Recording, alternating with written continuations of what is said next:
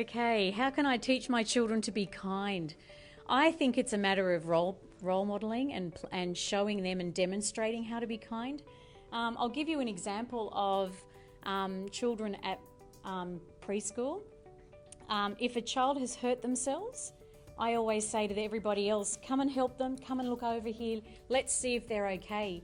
I did have a funny situation where I walked down to the lower playground, the boys were playing soccer, and there was a child on the ground and they were kicking the ball around the child who was on the floor crying, and I said, whoa, stop the game. I said, what's wrong here? And they all went, huh?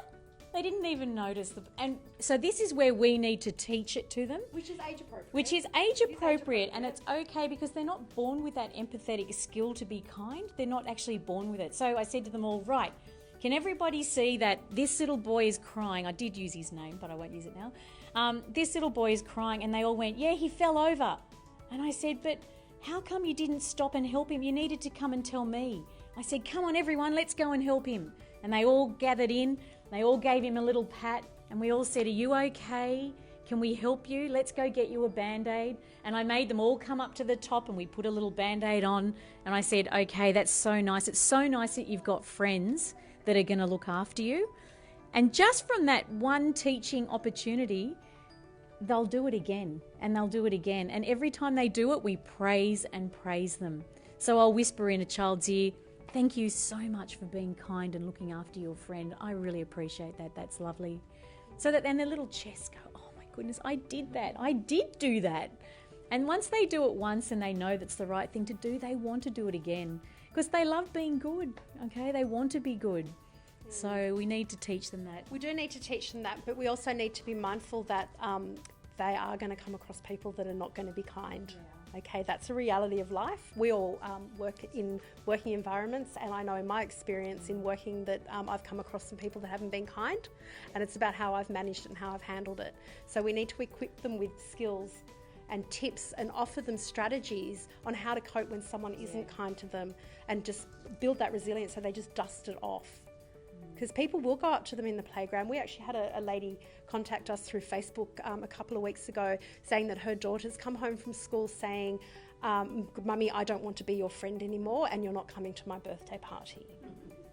Okay, I would just like to mention that Mum's organising the birthday party and she's organising the food and the entertainment, so I'm pretty sure Mum's going to be there, firstly.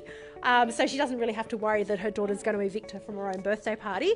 But the thing is, the kids will say this and they will come home and they will say it at home. It gets said to them in the playground with other children are role modelling that behaviour, and then the child's coming home and role modelling that to mum and dad. So the mum was asking us, how can I deal with that? How can I cope with that?